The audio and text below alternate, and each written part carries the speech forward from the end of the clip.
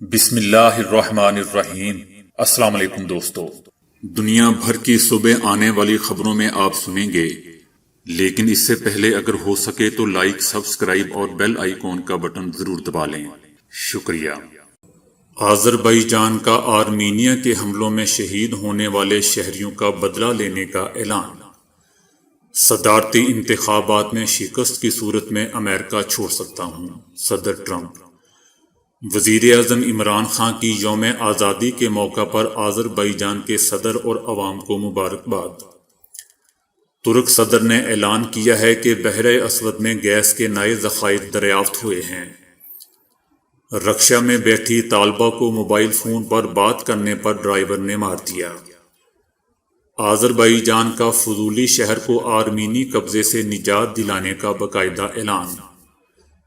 India میں کبھی کبھی لوگ عجیب و غریب کام کرتے ہیں۔ نواز شریف کی تقریر پر غور کے لیے اعلیٰ سطحی اجلاس۔ امریکہ کے بجٹ خسارے نے تمام ریکارڈ توڑ دیے۔ سکردو میں مسافر کوچ پر پہاڑی تودا گر گیا۔ جماعت اسلامی کا 1 نومبر سے حکومت کے خلاف تحریک کا اعلان۔ دنیا بھر میں پہلی بار ایک دن میں کورونا کے 4 لاکھ نئے کیسز ریکارڈ۔